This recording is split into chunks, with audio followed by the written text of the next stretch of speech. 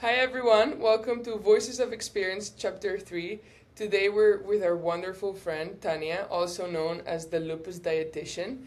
And I'm really excited about this chapter because I think we're going to cover a very important topic, which is diet, nutrition, well-being, habits, and how can that change, not just for a lupus patient, but basically for anyone out there, right? So, if you want to start with a short introduction of yourself. Absolutely. So, hi everyone. Thank you so much for tuning in. My name is Tanya Freirich. I am known online as the Lupus Dietitian. I have lupus myself and have been diagnosed for more than 11 years. Before that, I had a long history of other diagnoses and learned pretty early on how much diet made me feel better. So, changing my diet to eat healthier, nourishing my body made a big influence in my energy, in my labs, in my symptoms. So when I was diagnosed with lupus, I changed from just kind of general healthy eating to focusing on lupus and saw a big improvement in my lupus symptoms and labs. And I am also a registered dietitian and have been for many years. I was already a registered dietitian when I was diagnosed with lupus, and being even more qualified at that point to make good decisions about my diet Mhm. really helped me understand, okay, I can advocate for myself. I can have the control of the changes I make today actually can help me feel better tomorrow. And I have an entire private practice focused on helping people with lupus and other autoimmune diseases use diet as a tool, that it can be really helpful. It can be something that your decisions make an impact on your health. I'm so excited to go deeper into each of those. I know you have a program starting soon, right? But before we get started, I want to ask you a few questions. What's one thing you miss of yourself before lupus? Um, you know, I have been very, very fortunate where the dietary changes and the lifestyle changes that I've made have really helped my body get into remission. I see that change in my clients all the time. I think it's something that people don't even know that they can hope for.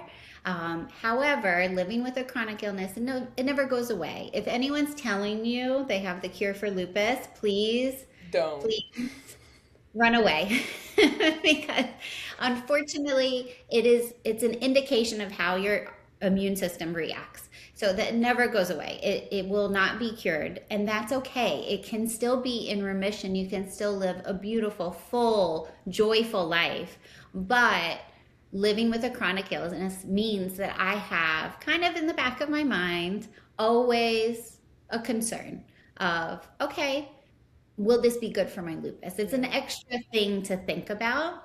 And I know a lot of people living with chronic illness feel like it's a burden that they have to carry with them, an extra concern, extra doctor's appointments. There's just a whole level of responsibility that comes with it that unfortunately, no matter how great I feel, it's still there. Yeah. Okay, let's Yeah. go back to the period just before you were diagnosed and your symptoms.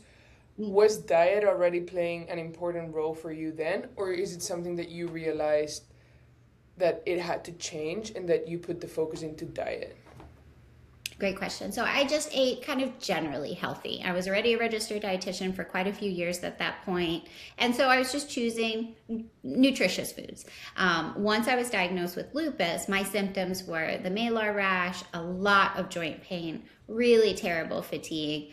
Personally, it was for me mostly on my upper body. So when I would wake up, it was a lot of morning stiffness, and just my hands were so swollen and so painful that I couldn't open and close them. At the time, my partner, now he's my husband, had to help me get dressed. He had to open the doorknob for me to get out of our home Oh, together, because it was just so bad in the morning time. And then I would go to work and literally come home, take a shower, try to get in bed as quickly as yeah. possible.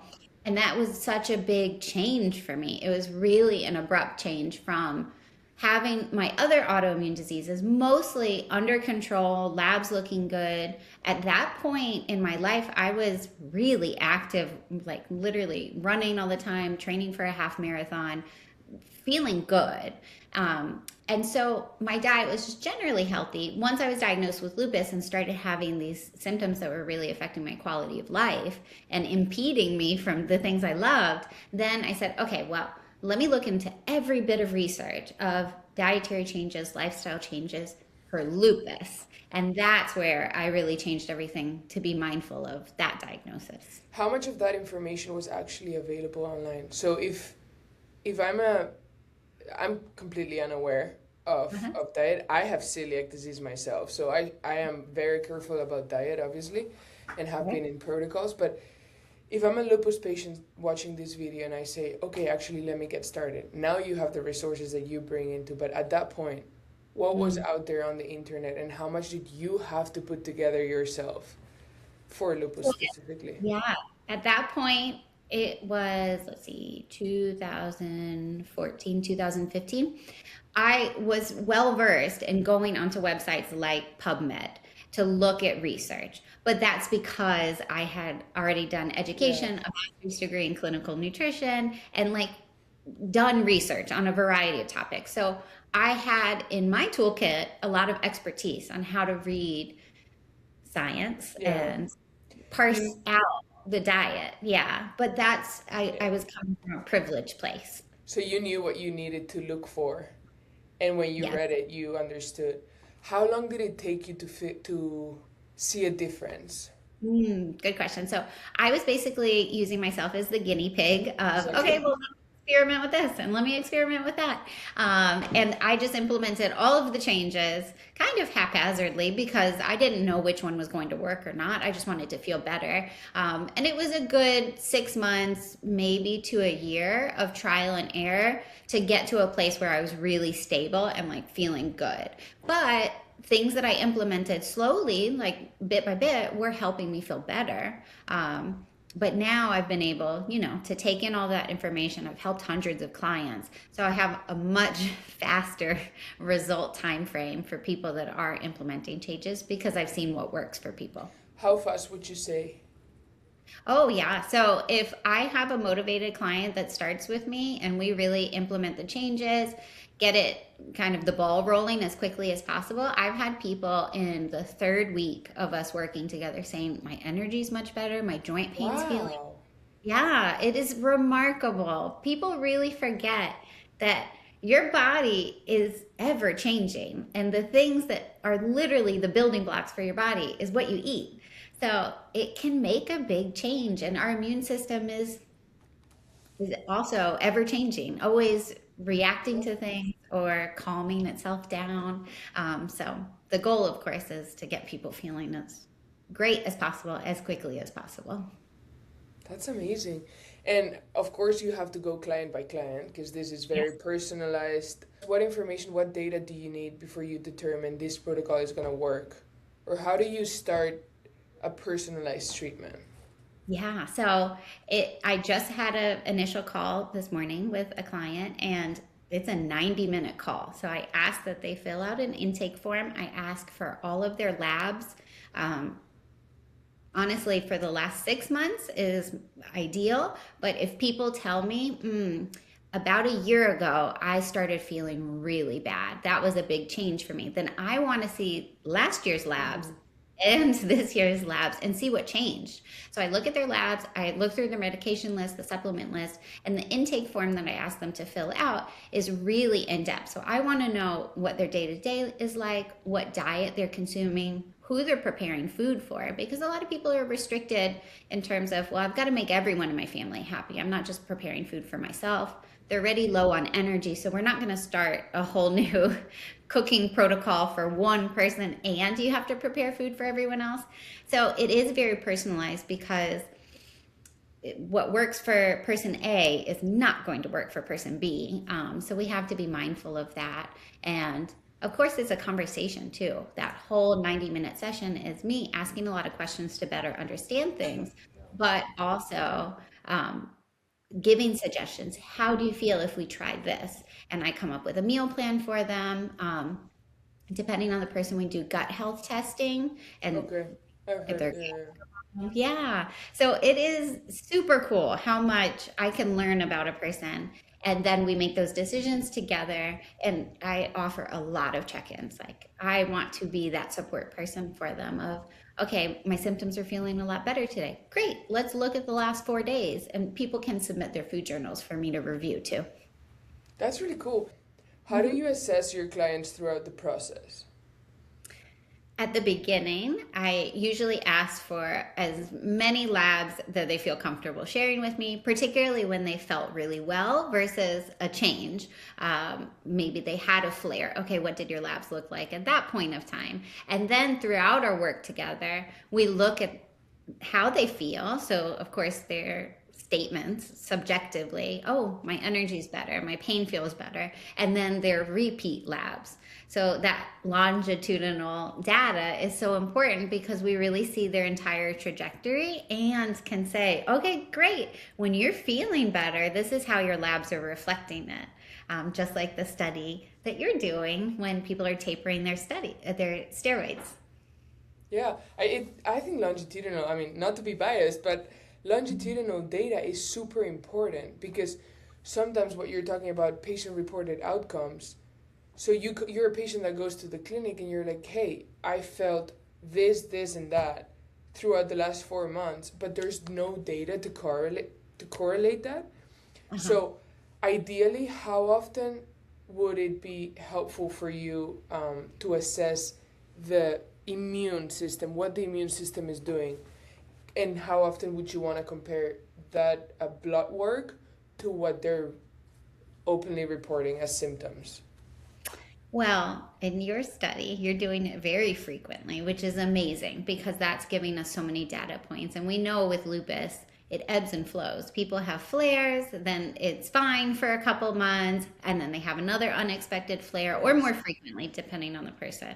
But most people, their insurance covers the labs being done maybe every 3 months, unless something That's is not critical. enough.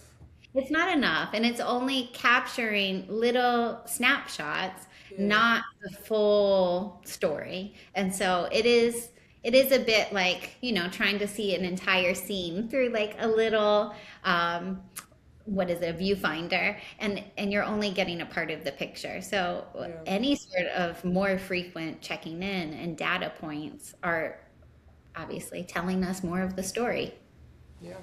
Hopefully we can get that at-home test out soon in the next few years so that it can bring a new tracking tool and managing tool for all these, at first lupus patients, but hopefully more autoimmune warriors. And I mean, there's so much so much to learn from it when their symptoms start getting reflected in their labs when you have all of those data points, but also probably at some point maybe being able to predict, hey, we see these things on the rise, you're still feeling fine, but in the past that always meant a flare was coming for you, which is That's our goal. That's our goal for the yeah. lupus steroid tapering study. So hopefully we'll share the results with you and hopefully we can help many lupus patients in the future. What would you say are the one, two, or three? Give me as many as you think they're the most common concerns or barriers before someone decides to take on this journey. There. Okay, that's a really great question because that can be so different. So one, I find, unfortunately, if people don't have a lot of support in their life, they feel like I can't take on another thing. Mm-hmm. You've heard before for people with chronic illness where everyone around them is saying, but you look fine. You were fine yesterday. And so if someone doesn't feel very supported, they may just feel also baseline overwhelmed with their life responsibilities already. And so adding something new just feels like too much. So that's one category of people that feel like maybe a little reluctance to get started because it feels hard. Because it is hard. They're already It in a hard is. situation. Yeah. I And you're find, changing habits too, right? Because if you started a diet, you're like, okay, let me rethink how I meal prep. mhm. Yeah, Okay. yeah, What's the definitely. next one? The next one would be someone, unfortunately, that's just kind of down and out at this moment in time. Maybe they're not fully accepting that they have lupus, and just feel as though whatever I do is not going to make a difference. And I think we can all understand and validate moments like this where we just need to be by ourselves and cry maybe and just are not in the mood for change, and that's okay. The grieving process, you get bad news, maybe you just have to grieve for a little while of the past you that had no medical diagnosis, dealing with something chronic.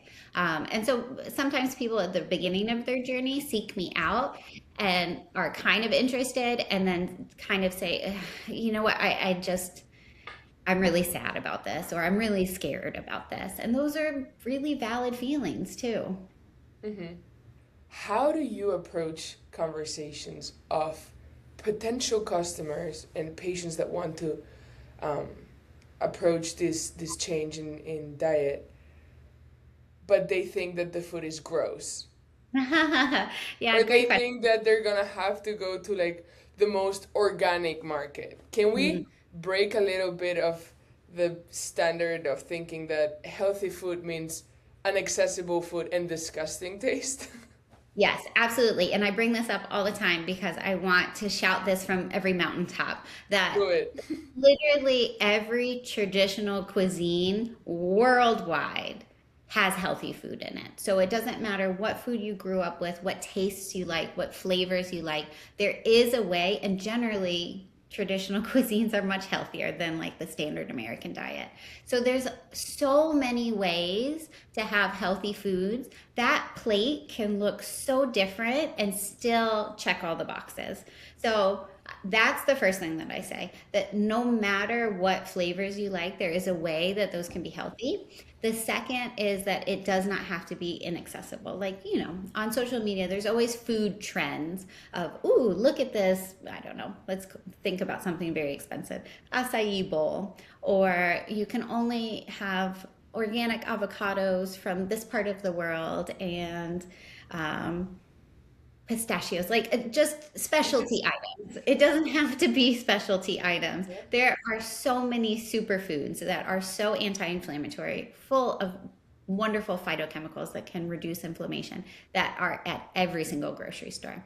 Now, I will say some people are coming from, let's say, a disadvantage because perhaps they live in a food desert and the closest grocery store actually doesn't have very much fresh food. But things like frozen vegetables are just as healthy as fresh vegetables. It does not have to be organic. It does not have to be fancy. There are lots and lots of really simple ways to get a lot of nutrition in our body. It is accessible. Like there's ways to work around it. It's just a matter of wanting. Okay. Once you do the protocol and you start feeling better, what's the transition to more of like indefinite diet? Is it something that through the protocol you go more on like an extreme protocol and meal prep, and then you just stay around with that kind of food? Or do you continue with the protocol forever if that's something that works? Yeah, that's a great question. So it depends on the person. Some people, it depends where they're starting too. Some people, let's say, a very extreme example, they've relied a lot on fast food, on processed things, they're drinking a lot of soda. Maybe for them, we really do have to leave a lot of those things as once in a while foods and no longer be the basis of their diet. Yeah.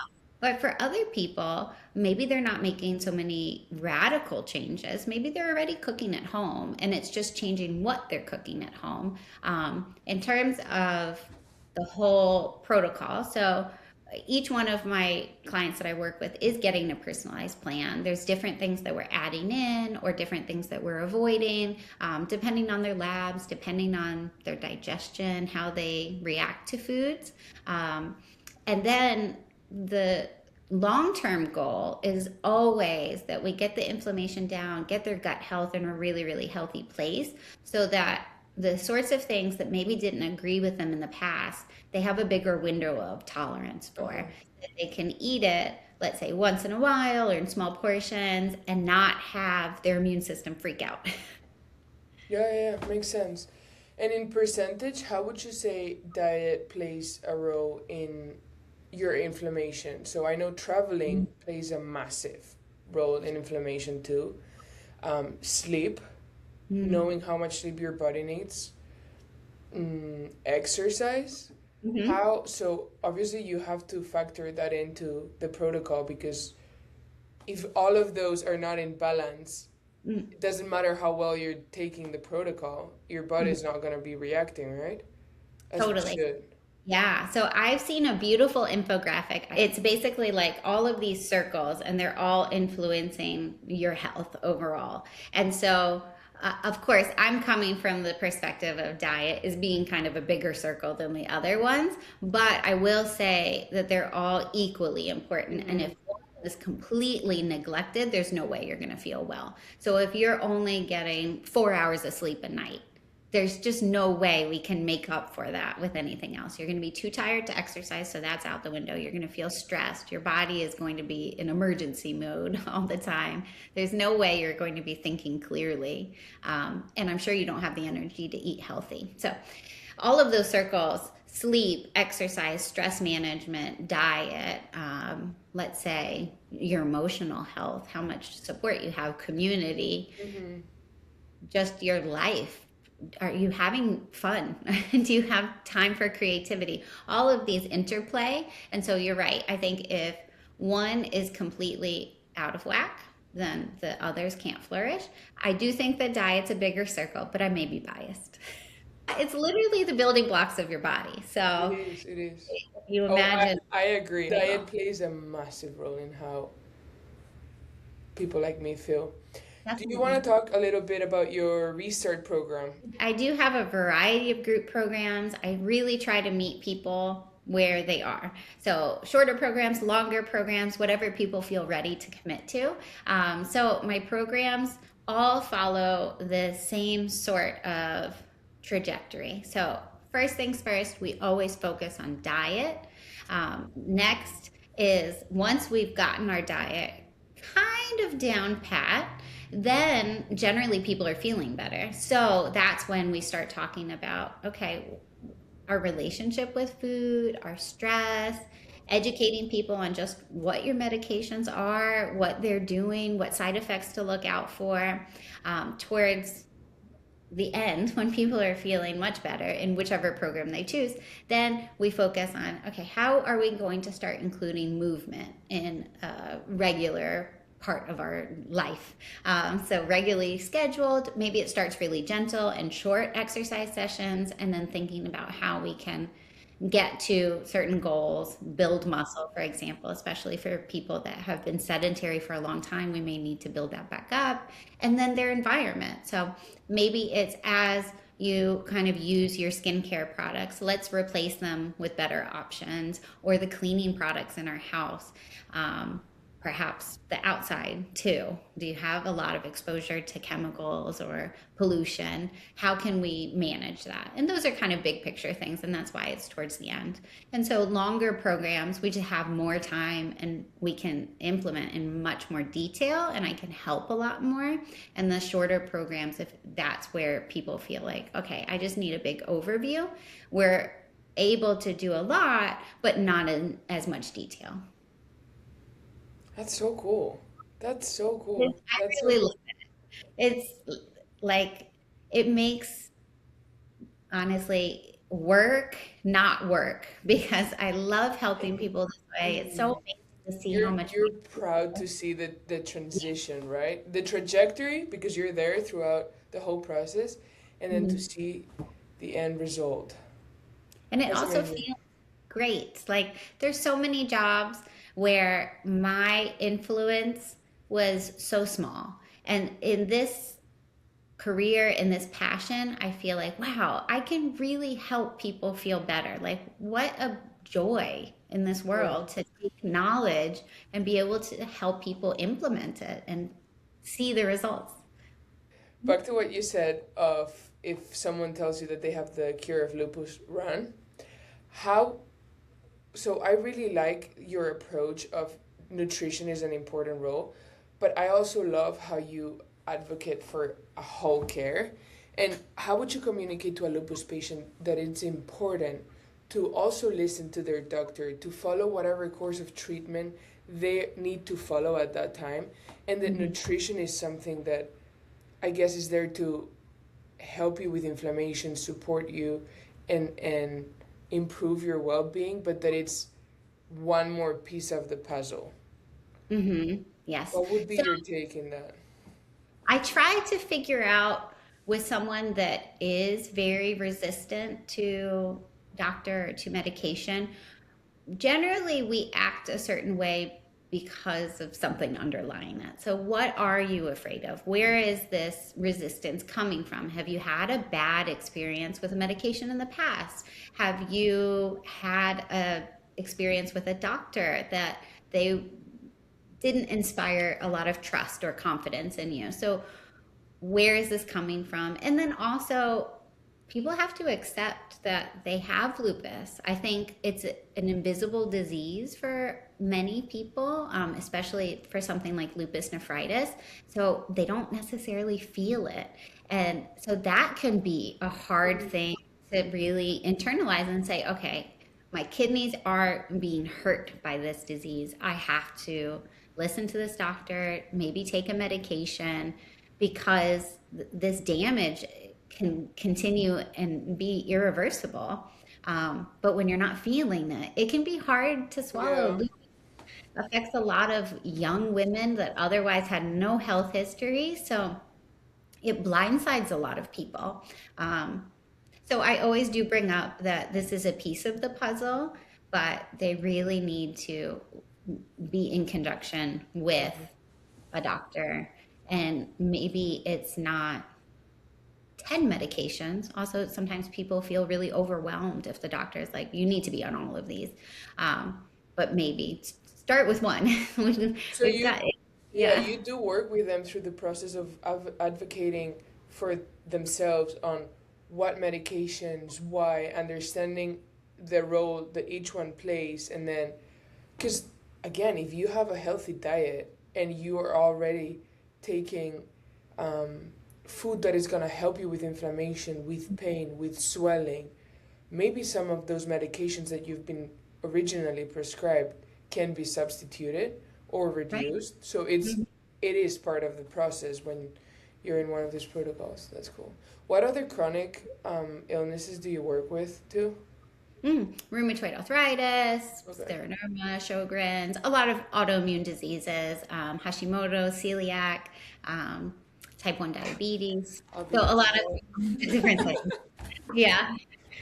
That's cool. That's cool. I'm just gonna throw you different situations, and I want to know what you would say or what food comes to mind that would be good for these different situations. Okay, so uh, just for yourself, say it's Monday, you're exhausted from the weekend, and you have a big week ahead. What is one thing that you're gonna take that day, and one thing you're gonna do that week, in Yes. addition to what you already do? Yeah. So, I mean, I could change the sorts of foods that I'm having. There's a couple different things. So, for sustained energy that day, I would say make sure that my fuel tank is full. It has something in there. So, eat regularly throughout the day. Do not just say, okay, I'm just going to keep drinking cups of coffee because that is a Okay. very empty source of energy and sustenance. It will not last you. You will feel jittery and then crash, and it may disrupt your sleep that night. So, first things first, I've got to eat breakfast. I have to fuel my body, make sure that I'm well hydrated. So, waking up in the morning, and even before you've really figured out breakfast, or if you are a coffee or tea drinker, make sure you drink at least a glass of water. A lot of people like warm water, it's good for your digestion. It's also just like a little bit comforting in the morning time. So, now we've solved the problem of dehydration, which is a sap of energy as well. Eat something. Obviously, it would be fantastic if it is balanced and nutritious. So maybe it's overnight oats with like ground flaxseed or chia seed and some berries. Okay. Um, a lot of people nowadays like chia seed pudding, but it could be scrambled eggs, maybe with chopped up onions or spinach in there. If you're really like I am running out the door. I overslept. I just have to grab something and go. It could be as simple as a banana and like a bag of mixed nuts because at Okay. least you're getting some carbs and some protein. It doesn't have to be complicated, but you have to eat something But because empty stomach, cup of coffee is not going to make a great day. for people that don't really have time to have a breakfast, a Yeah. bag of almonds and a Mhm. banana does it. Great. Yeah. Great. Okay. What's your Better than go-to smoothie? Ooh, okay. Usually, I am one of those people that just can't stop when I'm making a smoothie. I'm like, let's add more and more and more because it all tastes like basically the two primary ingredients, and you can't really taste anything else. So I will go crazy when I make a smoothie. But banana is always a base because it just makes it nice and creamy. Some sort of non-dairy milk, and for people out there, you can use whatever you've got. We just need a liquid in there. Sometimes people use coconut water if you want something light and refreshing. Um, then I like berries. They're very high in antioxidants, very anti-inflammatory. Also, when they're starting to get like not that exciting to eat, they're getting a little squishy. They're not bad yet, but then, okay, great. I'll throw them in the smoothie or I freeze them at that point. So now I've got berries for whenever I'm in the mood for the smoothie. And then I'll usually add some sort of protein from nuts and seeds. So like ground flaxseed, chia Okay. seeds, a good source of fiber. You could add peanut butter in there, Yeah. almond butter, whatever you've got. It doesn't really matter. But it's a good source of protein too. And then this is where I can sometimes get weird. Maybe it's frozen avocado, maybe it's spinach. Ooh. Um, I've even taken like little ginger frozen cubes. So it's like pureed ginger. I'll throw that in there. I like ginger. And it's anti-inflammatory. So I can throw a lot of things in there. So it's ginger in a drink and turmeric because I feel like everywhere I go to a store now it's like smoothie, turmeric. That one also doesn't have a super strong flavor. It will be less noticeable than ginger, but Oh, also really? very inflammatory. Mhm. Anti-inflammatory. Uh-huh. There Okay. was actually a study,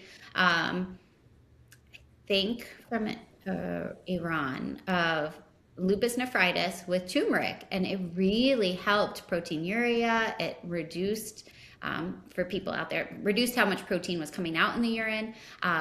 So that's great. That's a real marker of improvement for kidney lupus nephritis or kidney lupus affecting your kidneys. Talk to your doctors about it. Anything with supplements, always talk to your doctors about it. Make sure that it's not going to interact with anything. And I forgot to mention this before, but in my group program, I have a pharmacist come as a special guest, and she explains all of the medications, what they're doing, what things to look out for. So I have my expertise in diet, but I don't have expertise in everything. So I get other guests that It's a share. it's a team effort. Like Absolutely. you play your role and it's important to work together with other people too. So that's amazing. Last question. What's one food you will never eat again? Okay, this is just a personal preference. There's nothing wrong with it. And it's fine. I would say because of climate change and warmer waters, you do have an increased chance of it being a food safety risk, but I do not like oysters at all. Okay. And there's nothing wrong with them if you're getting them from someplace safe that you Yeah. can guarantee that there's no food safety risk. But I've tried them in multiple places from very reputable places. Okay. To wrap up this, short, what's your punchline? Advice for a lupus patient newly diagnosed. Just one thing you want to throw out there to the world. First and foremost, take a breath. It's okay. This is not your fault. And also have hope for what this means for you. It is not all doom and gloom. I think, especially in the 80s, there was a lot of soap opera stars that were diagnosed with lupus and then met their demise very quickly. We are in a completely different landscape with lupus. There are new medications available. There's so much research looking into the mechanisms of what is happening in lupus. And so there's so much reason for hope. There's so much new ideas and investigation and excitement about really solving the problems that come with lupus. Thank you so much. Thank you so much for sharing your knowledge and advice with all of us. And if anyone has questions, please drop them down below in the questions or DM Tanya or myself. Absolutely. And I hope that this gets to many people and inspires them and motivates them to get started in this journey because it's super important. So thank you so much again for your time, and Thank you. we'll hope to see you here for another chapter soon. Absolutely.